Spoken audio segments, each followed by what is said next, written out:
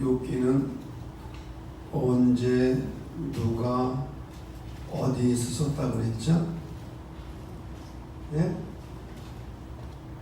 언제 어디에서 누가 썼어요? 다 같이 시작. 모른다. I don't know. 예, 모릅니다. 예, 그러나 이 욥기 이야기는 나의 이야기고 너희의 이야기고 우리 모두의 이야기다. 맞아요? 틀려요? 왜 우리 모두의 이야기예요? 고난은 인간되는 조건이니까. 고난이 없는 인생은 없죠. 고난이 없으면 좋겠는데 여기 있는 말씀처럼 인생은 고난을 위해 난다니. 그래서 고난에 대한 바른 이해와 태도가 중요하다. 고난을 피할 수 없으니까 고난에 대한 바른 이해, 태도. 그런데 사실은 신학에 있어서 가장 어렵고 풀기 힘든 문제가 신정론의 문제예요. 신정론이란 뭐냐? 하나님이 통치하는 이 세상에 왜 악이 존재합니까? 하나님께서 선하게 창조하신 이 세상에 왜 악이 존재하는가?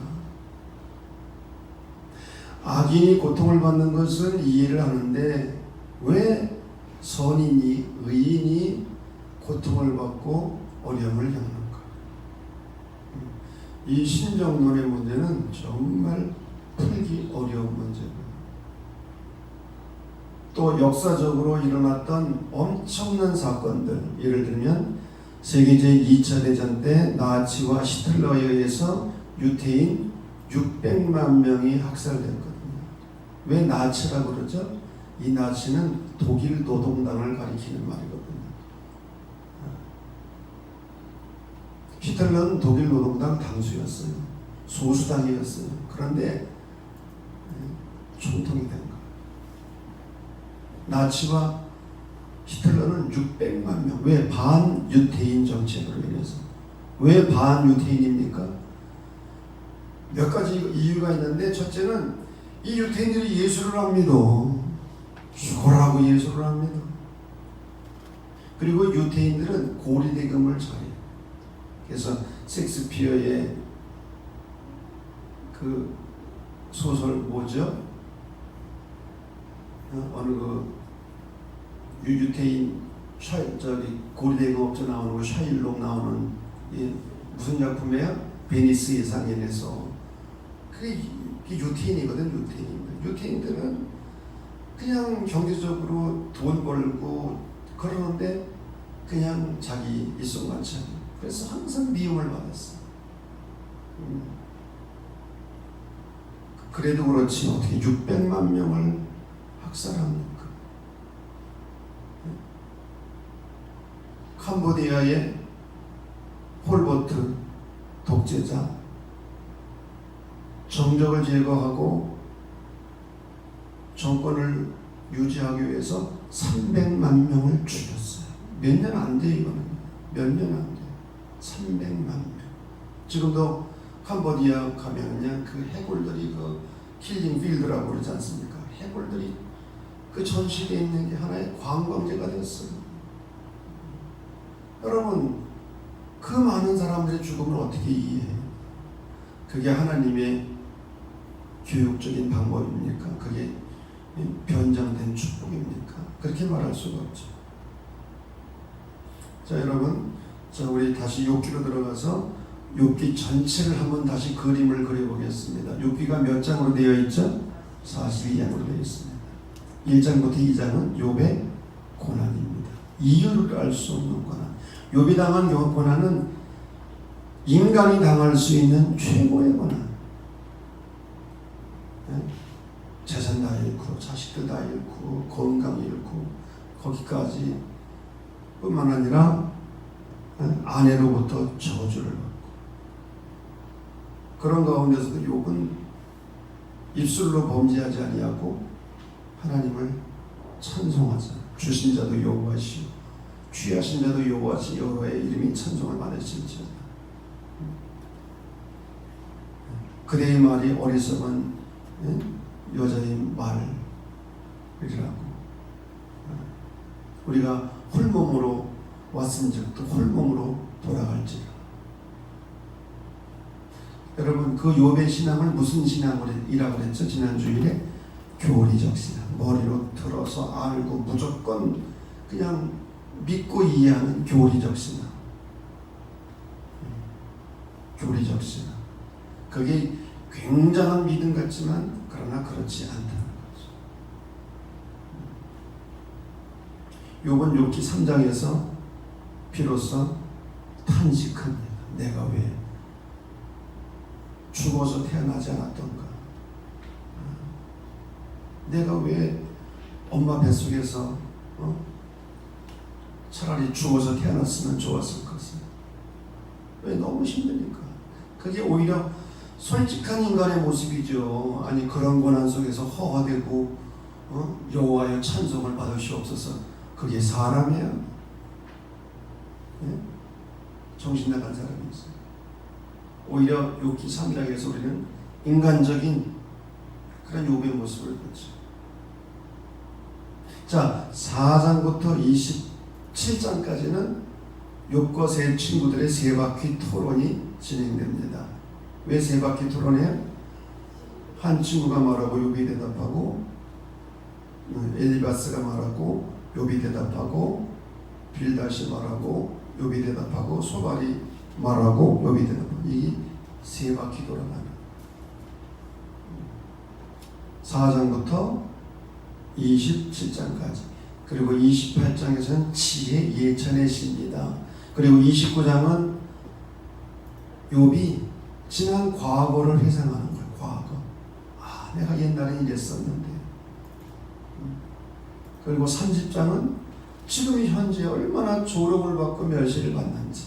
그리고 31장은 구약의 산상수훈이라고 하는 높은 율리가 들어있어요. 그리고 32장부터 37장까지 누가 등장합니까? 아니, 하나님 전에 엘리후라고 하는 사람이, 연소한 사람이 등장해가지고 욥을 훈계하죠. 훈계. 그리고 욥기 38장에서 41장까지 누가 등장해? 하나님이 나타나셔서 욥에게 질문을 던지시는 거예요. 답변할 수 없는 질문. 그때 욥은 경청하지 아무 소리 못하고. 그래서 욥의 신앙은 마지막에 무슨 신앙이라고요? 경청하는 신앙. 그러면 욥이 그 어려움 속에서도 하나님을 신뢰하고 하나님을 의지하고 했던 신앙은 무슨 신앙이에요? 이거 대답하시는 분은 상 드릴게요. 어느 멋있는 남자가 하나 나왔어요. 네, 강민혜 장로. 네, 휘둘시야. 나와야지, 나와. 근데 휘둘시야 신앙은 함정이 하나 있다고 그랬어. 함정. 자기 의를 줘. 맞았어, 박수.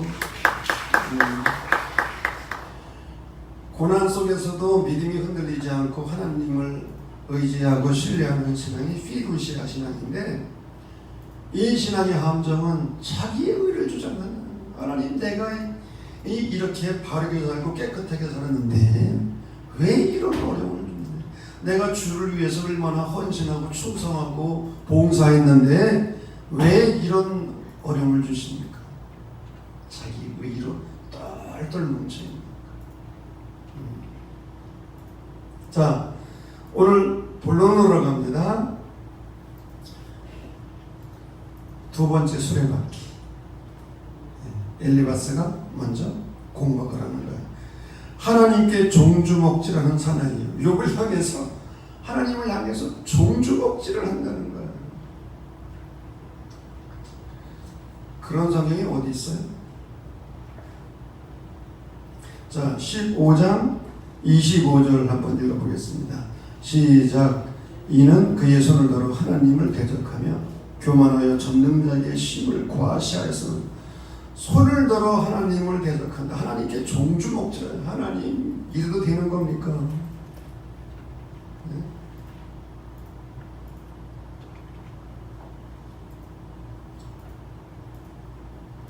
엘리바스는 하나님을 대적해서 함부로 종주먹질하고 우습게 여기는 사람은 반드시 거기에 상응하는 벌을 받게 된다. 30절을 보면 불꽃이 가지를 말리고 또 33절 포도 열매가 익기 전에 떨어지고 감람꽃이 떨어지는 것처럼 악인들은 반드시 이렇게 된다. 자, 이 엘리바스의 인과 응보의 교리는 대부분의 경우는 맞아떨어지는 옳은 말이지만, 그러나 옳은 말이라고 해서 다 적용될 수는 없다고 합니다. 왜? 이 세상에는 인과 율의 법칙으로만은 설명할 수 없는 수수께끼들이 가득해. 의문이 가득해. 이해할 수 없는 일들이 가득해. 세상은 너무 복잡해. 그래서 인과 응보의 교리만 가지고 문제를 해석할 수 없어요. 이러한 교리는 고난당하는 자에게 아무런 도움을 줄 수 없어요.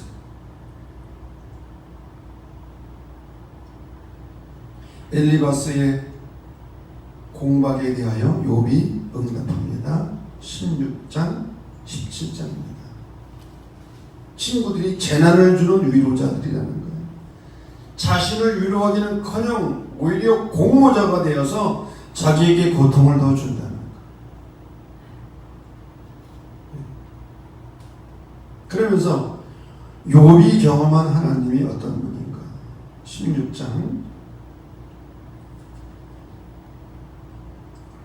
12절입니다. 16장 12절 13절 시작. 내가 평안하더니 그가 나를 꺾으시며 내 목을 잡아 나를 부서뜨리시며 나를 세워 관역을 삼으시고 그의 화살들이 사방에서 날아와 사정없이 나를 쏘므로 그는 내 콩팥들을 꿰뚫고 그는 내 쓸개가 땅에 흘러나오게 하시는구나.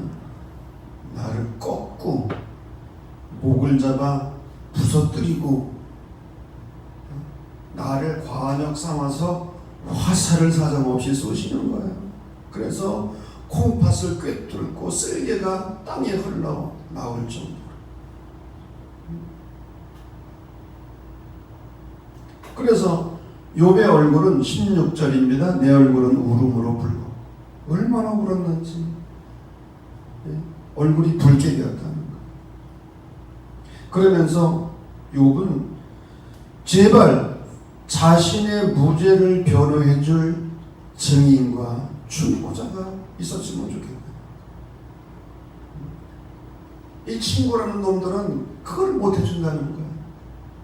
자기를 변호해 주지를 못한다는 거예요. 그래서 다른 증인과 중보자가 있었으면 좋겠다. 17장을 보면 욥은 죽음을 생각합니다. 여러분, 자살은 이성의 문제가 아니에요. 자살하면 안 된다는 건 누가 몰라요. 그런데 너무 어렵고 힘들면 죽고 싶은 거예요. 이 욥도 너무 힘드니까 차라리 스올의 세계로 들어가고 싶다. 내려가고 싶다. 스올이 어디입니까? 죽은 자들이 머물러 있는 곳이라고 옛날에 구약시대에는 이해를 했어요. 죽은 자들이 머물러 있는 곳. 그래서 17장 13절을 보면 내가 스올이 내 집이 되기를 희망하며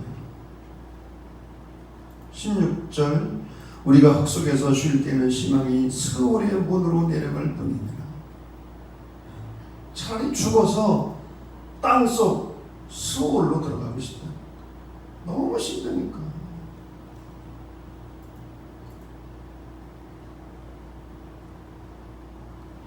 우리가 엘리바스와 욥의 이 논쟁 속에서 배워야 될 교훈이 있습니다.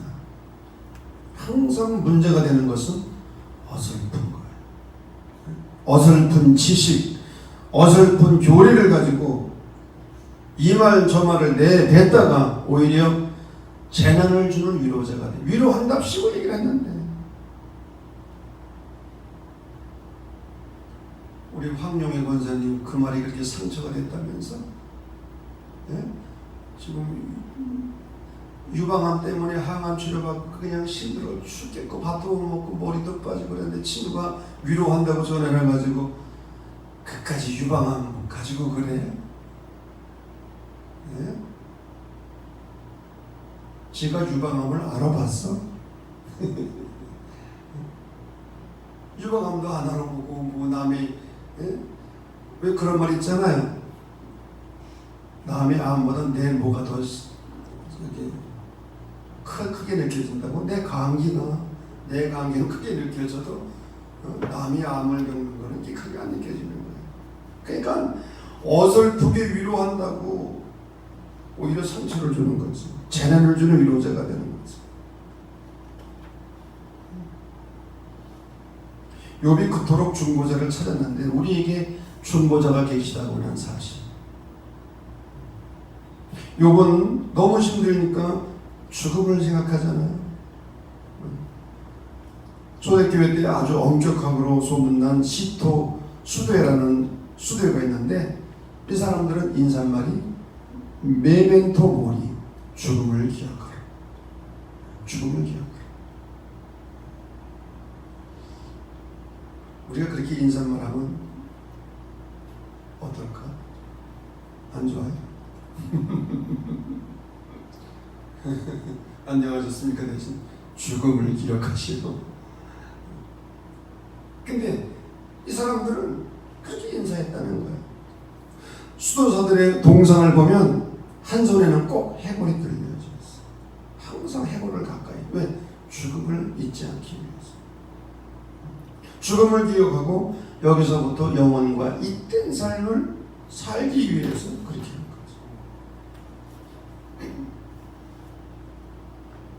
자, 빌닷의 두 번째 공박입니다. 18절. 악한 자는 필경 망한다.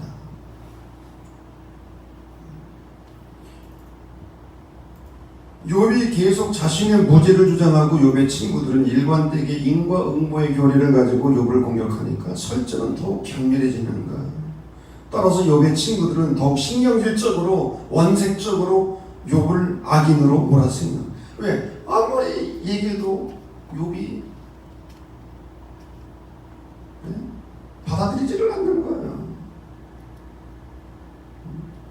죄가 없다고 자기의 결백성을 주장하는 거예요.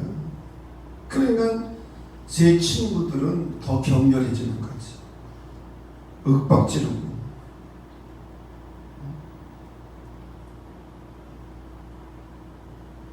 이런 욥의 온고집이 하나님이 정하신 창조 질서를 뒤엎는 죄라고 통계합니다. 그러면서 악인은 필경 망한다. 한번 읽어볼까요? 18장 5절 시작. 악인의 빛은 꺼지고 그의 불꽃은 빛나지 않을 것이요 그의 장막 안의 빛은 어두워지고 그 위의 등불은 꺼질 것이요.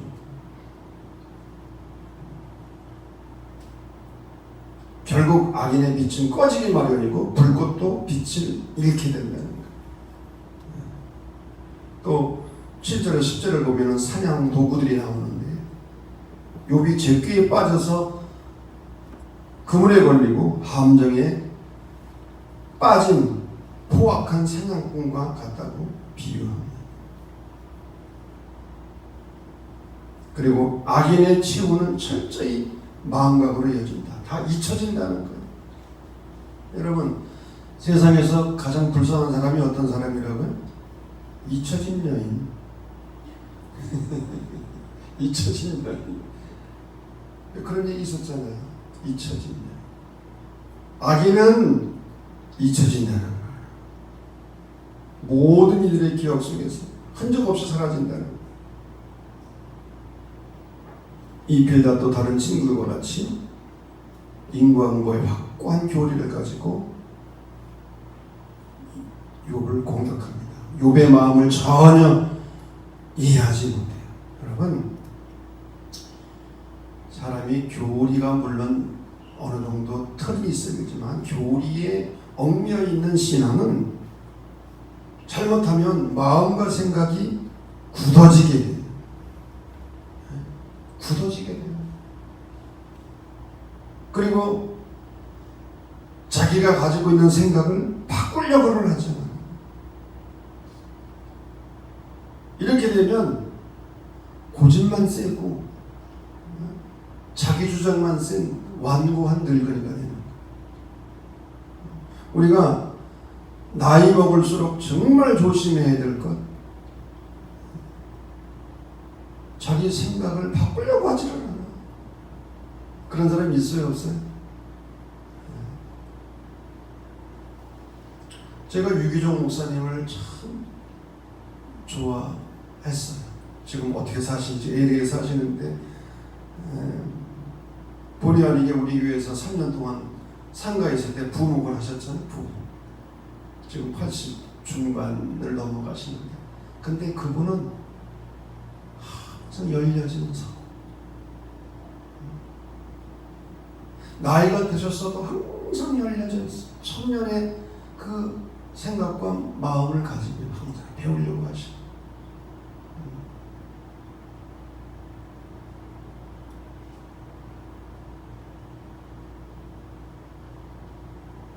그게 잘 늙어가는 거죠.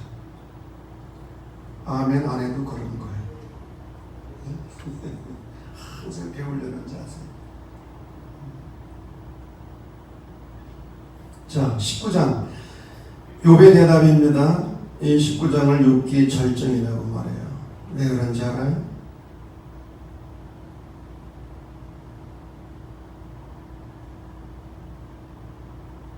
자, 2절부터 12절을 보면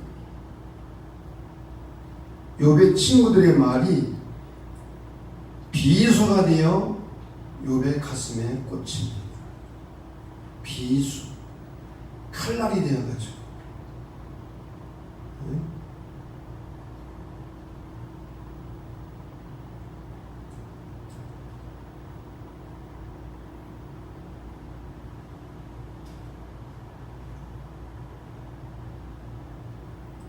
욥은 친구들의 말에 조목조목 반박하는 거예요. 조목조목. 그 헨리 워즈워드 롱펠로우의 시 가운데 화살과 노래라는 시가 있습니다. 화살 하나 공중에 쏘았네. 땅에 떨어졌지만 어딘지 알 수 없어라. 너무도 빨리 날아가는 화살을 눈으로 쫓아갈 수 없었네. 노래 하나 공중에 띄어버렸네. 땅에 떨어졌으련만 어딘지 알 수 없어라. 어느 눈이 그처럼 날카롭고 강하여 날아가는 노래를 쫓아갈 수 있어요. 오랜 뒷날 한 참나무에 아직도 성하게 박혀있는 화살을 보았네. 노래 역시 처음부터 끝까지 벗의 마음 한가운데 그대로 남아있었네. 오랜 옛날에 공중으로 화살을 쓰는데 그게 시간이 지나서 보니까 참나무에 박혀있다는 거 아직도 화살이. 아름다운 노래를 불렀는데 먼 훗날 보니까 벗의 마음속에 그 노래가 남아있다. 여러분, 화살이 뭐고 노래가 뭡니까? 남을 공격하는 비수죠, 비수. 이게 꽂히면은 아무리 세월이 흘러도 이게 박혀있다는 거예요. 박혀있다. 여러분 마음속에 비수가 박혀 있어요? 있어요. 여자들은 옛날 뭡니까? 입덧할 때 했던 거 그거 안 잊어버리죠. 입덧할 때 남편이 섭섭하게 하는 거. 우리 이자경 교수님 다 잊어버렸어? 안 잊어버렸어? 저도 그렇다니까. 글쎄 저도 한겨울에 참외가 먹고 싶다는 거야. 옛날에는 참외가 그 귀했잖아. 한겨울에 참외가 먹고 싶다니. 그냥 물론 뭐 다 수배를 하면 찾을 수도 있겠지만 사올 수도. 그래서 참외를 못 사줬더니 그때 안 사줬다고 한동안 얘기를 하더라고. 저는 냉면을 별로 좋아하지 않아요. 냉면. 근데 집사람이 입덧하면서 냉면을 얼마나 좋아하는 냉면만 많아. 그래서 어쩔 수 없이 저도 좋아지게 됐어요. 우리가 다른 사람의 마음속에 비수를 꽂을 것이냐, 아름다운 노래를 부를 것. 근데 친구들은 위로한다고 하지만 욥에게 비수를 꽂는 거예요. 비수.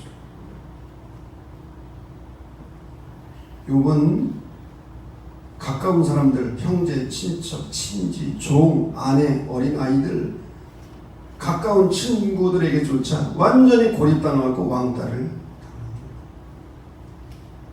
욥을 도와줄 사람이 아무도 없는 거예요. 그래서 이런 상황 속에서 욥은 한 가지 고백을 하는 거예요. 25절. 이게 중요한 말입니다. 19장에서 시작. 내가 알기에는 나의 대속자가 살아계시니 마침내 그가 땅 위에 서실 것이라. 이 대속자에 대한 고백. 대속자에 대한 고백.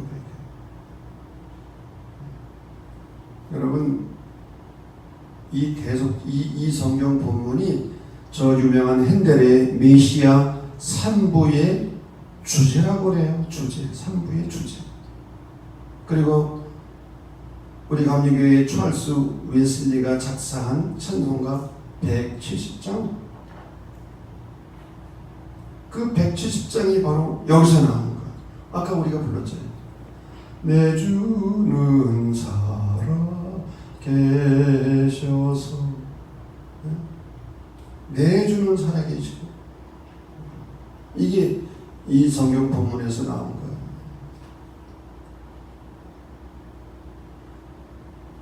자, 욥은 교훈입니다. 하나님을 인식하면서 이중성을 가지고 있어요. 왜 이중성입니까?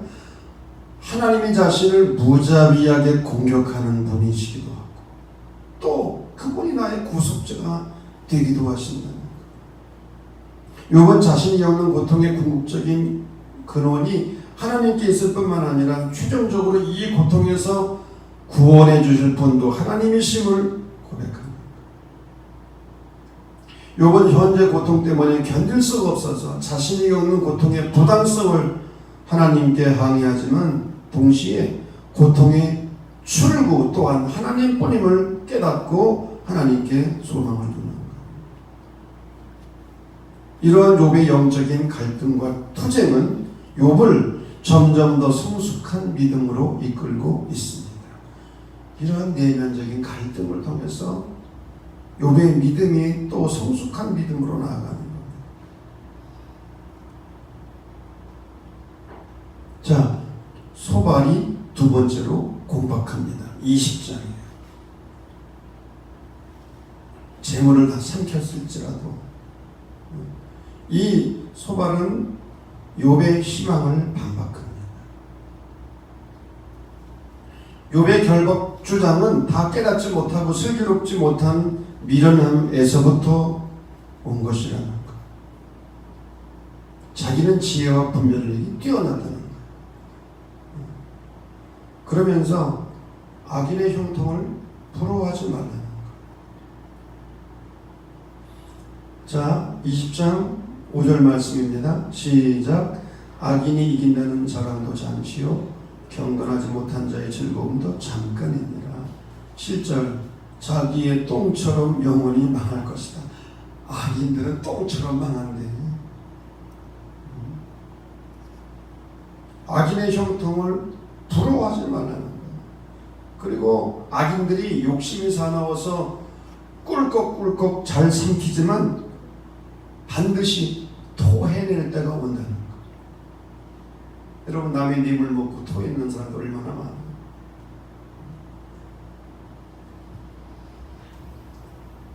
소발의 말은 일반적으로 옳은 말입니다.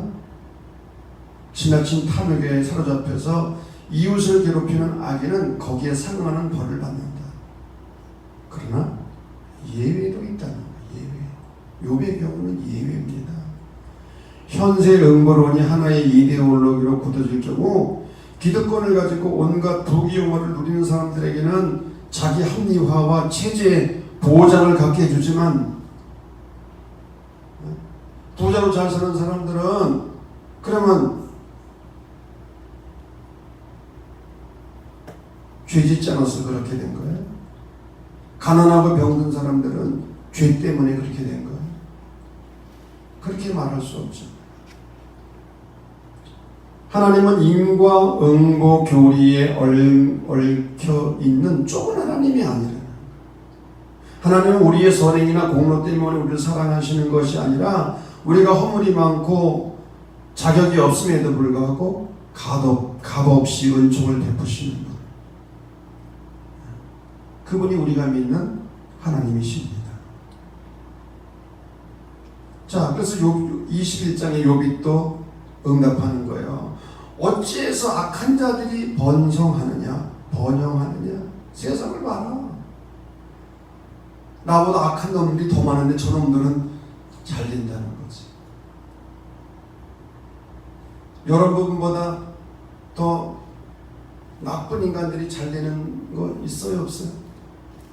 많이 있잖아요.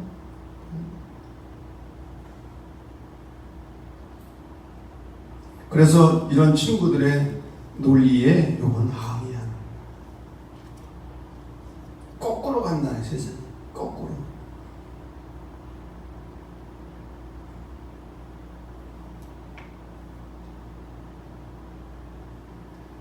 자, 21장 7절 보면 어찌하여 악인이 생존하고 장수하며 세력이 강하냐. 어찌해서. 17절 악인의 등불이 꺼짐과 재앙이 그들에게 닥침과 하나님이 진노하사 그들을 곤고하게 하심이 몇 번인가. 오히려 현실을 보면 안 그러는 경우도 많다는 거예요. 악인들이 잘 되는 모습들이 있다는 거. 세상이 거꾸로 돌아간다.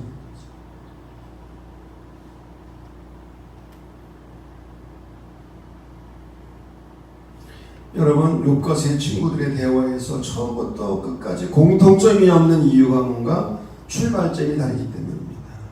욥의 친구들은 인과 응보의 교리를 가지고 출발을 했지만 욥은 이해할 수 없는 고통을 당하는 리얼한 현실로부터 현실은 달라요. 이상과 현실은 다르잖아요. 교리와 현실은 달라요. 욥은 이해할 수 없는 고통의 현실로부터 출발을 합니다.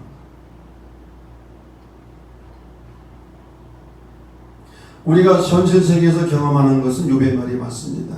왜? 현실에서는 악인이 멸망을 당하는 것이 아니라 오히려 형통하는 경우가 많아요. 여러분 그렇잖아요. 오히려 착한 사람들이 일찍 죽고, 누가 그러더라고요? 잘 익은 과일이 일찍 떨어진다.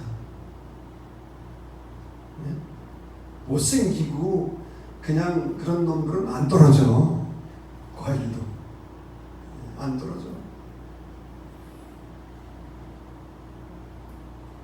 자, 그런데 악인이 형통하는 것처럼 보이고 의인이 고통을 당하는 것처럼 보이는 현실 속에서 그럼에도 불구하고 하나님을 믿고 신뢰할 수 있다면 이것이 욥기가 추구하는 참된 신앙의 본질입니다.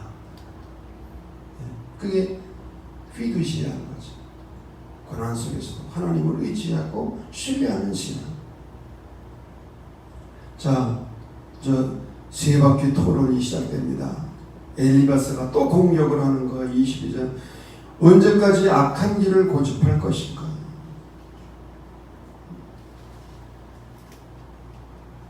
엘리바스는 계속해서 욥이 죄를 지었기 때문에 징벌을 받는다고 단언을 합니다.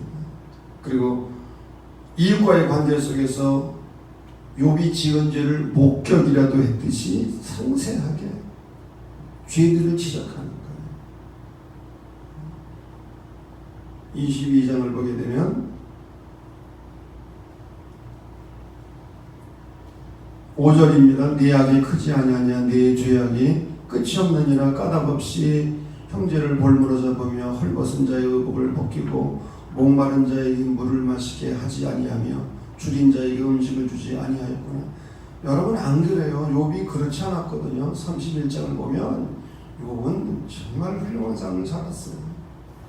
근데 자기가 다 본 것처럼 욥을 이렇게 공격하는 거예요.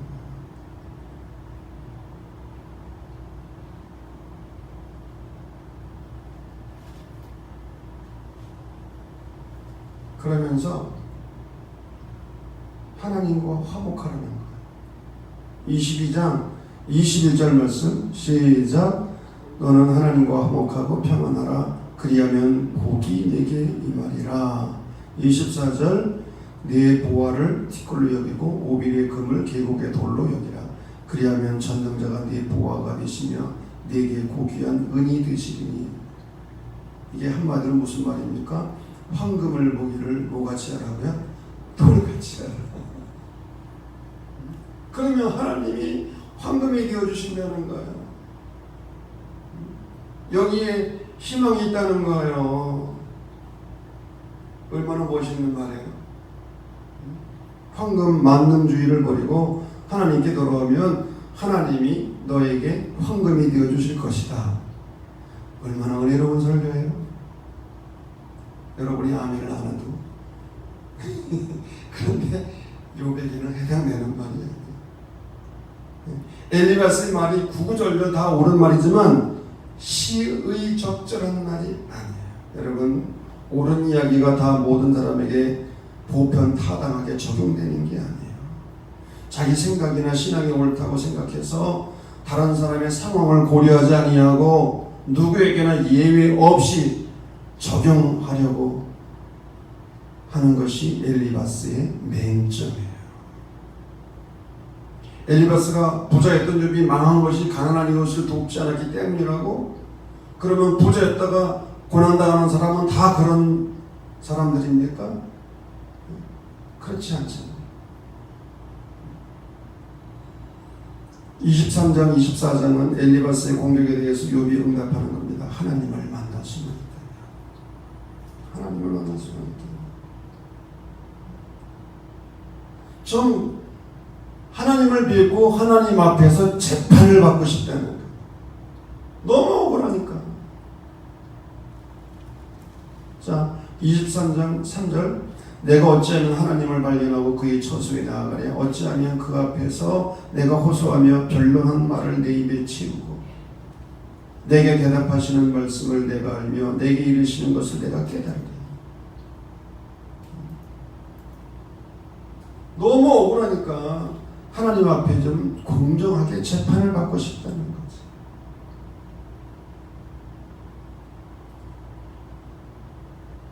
그러면서 하나님을 빌 수는 없지만 그럼에도 불구하고 하나님이 다 알고 계시다고 고백을 하잖아요. 23장 10절 말씀 욥기에서 또 중요한 말씀입니다. 시작. 그러나 내가 가는 길을 그가 아시나니 그가 나를 단련하신 후에는 내가 순금같이 되어 나오리라. 내가 가는 길을 내가 알지 못하지만 하나님이 아신다는 거예요. 우리의 앞길을 우리가 알지 못하지만 하나님은 아신다는 거예요. 분명한 것, 그가 나를 단련하신 후에는 내가 순금같이 되어 나오리라. 아멘. 이건 정말 중요한 고백이죠. 이게 피두시아 신앙입니다. 고난 속에서도 하나님을 의지하고 신뢰하는 신앙. 욥은 하나님을 볼 수 없지만 하나님은 욥의 모든 것을 다 알고 계시다는 거예요. 이 역설이죠. 역설. 욥은 그런 하나님의 단련을 통해서 자신이 순금이 된 것이다. 이건 위대한 신앙 고백입니다. 이거는 영적인 진리예요. 자, 24장을 보면 악인에 대한 심판은 언제인지 하나님께 묻는 거예요. 하나님, 악인들은 언제 심판하실 겁니까? 욥은 자기의 고통이라는 좁은 울타리를 벗어나서 부당한 고통을 당하는 모든 이웃들과 함께 아픔을 느끼고 나옵니다. 자기만 그런 줄 알았더니 주위를 둘러보니까 자기와 같이 고난당하는 사람들이 많다는 거예요. 여러분, 나만 고통받는 것이 아니라 주위를 살펴보면 의외로 많아요.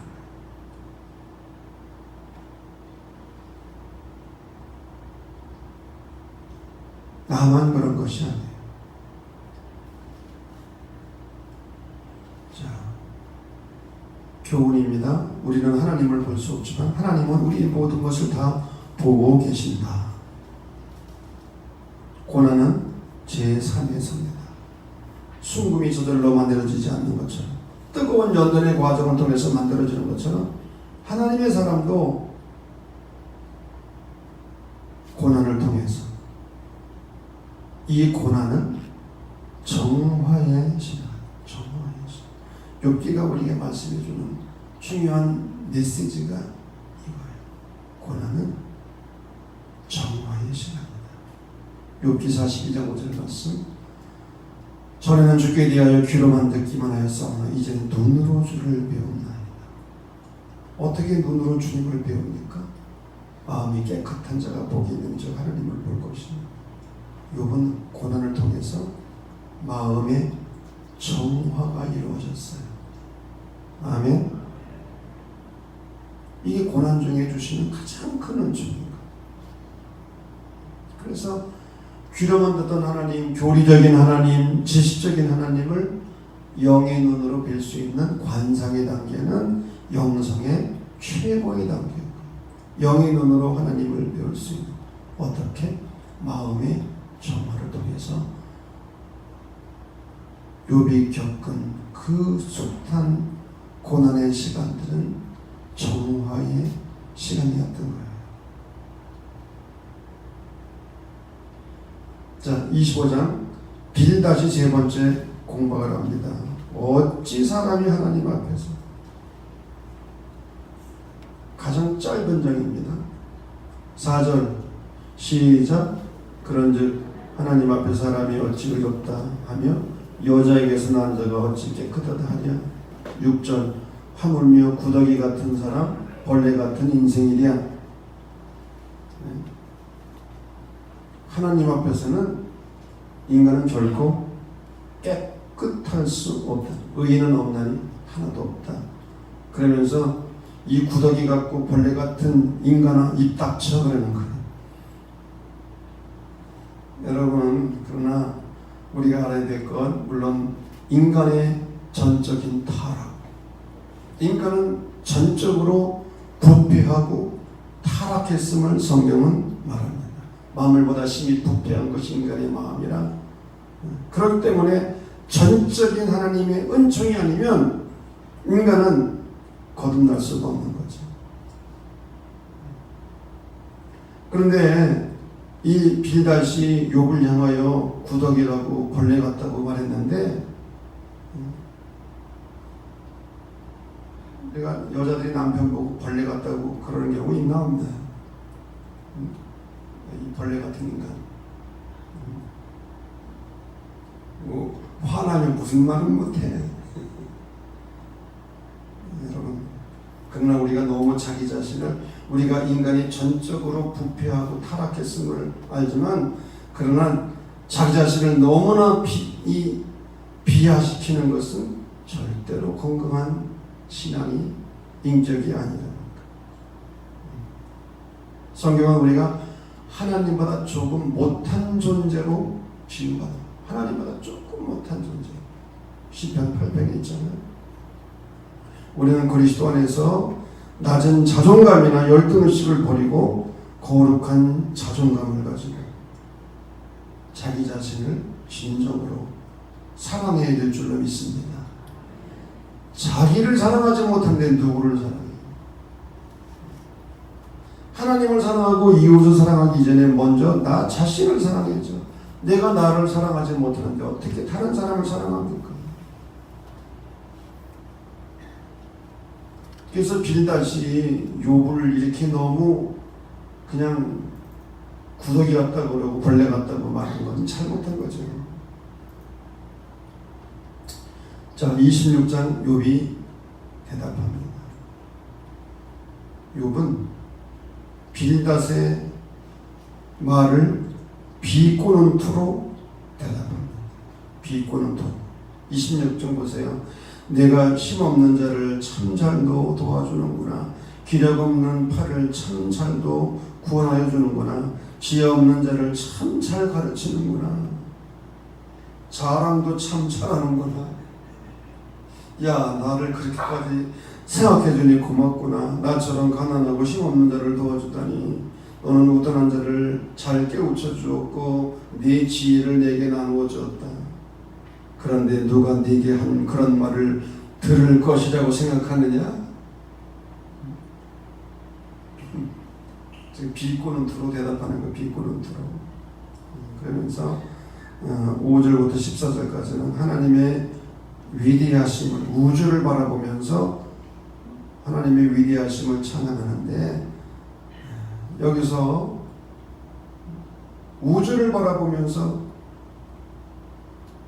과학기술, 오늘날 과학기술 너머에 있는 우주의 신비를 이야기하는 우주의 신비. 요군요. 여러분, 인간이 아무리 지식이 발달해도 우주의 신비를 다 해낼 수 없어요. 빛이 200억 광년을 가도 우주의 끝이 나오지 않습니다. 이 우주는 계속 지금 확장해 가고 있잖아요. 계속 팽창해 가고 있어요. 이 빅뱅 이론이라는 건데, 우주의 신비.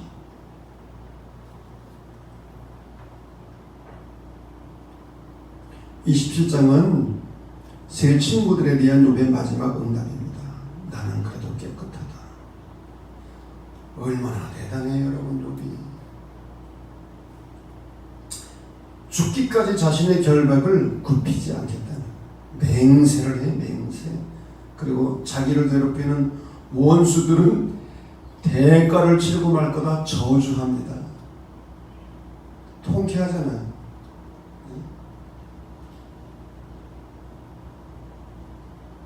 2절을 전능자의 사심을 두고 맹세하노니, 맹세라고 하는 형식을 통해서 자신의 무죄를 선언하는 거예요. 무죄. 그리고 7절부터 12절을 보면 원수들에게 하나님의 존엄한 심판이 있을 거다. 그리고 악인들의 최후가 불행할 거라. 욥의 이 당당한 신앙, 피두시아. 고난 속에서도 하나님을 의지하고 신뢰하지만, 근데 그 속에는 자기 의가 있는 거야. 자기 의. 이게 함정이고 이게 문제예요. 그러면서 28장은 지혜 예찬의 시라고 했습니다. 참 아름다운 시가 이 28장입니다. 1절 시작. 은이 나는 곳이 있고 금을 지르는 곳이 있으며 철은 흙에서 캐내고 동은 돌에서 넣어 얻느니라. 은, 금, 철, 동 다 얻는 곳이 있다는 거예요. 12절 그러나 지혜는 어디서 얻으며 명철이 있는 곳은 어디인가? 그 길을 사람이 알지 못하나니 사람 사는 땅에서는 찾을 수가 없구나. 23절 하나님이 그 길을 아시며 있는 곳을 아시나. 28절 또 사람에게 말씀하셨도다. 보라, 주를 경외함이 지혜요 악을 떠남이 명철이니라. 아멘. 지혜 문학의 핵심이죠.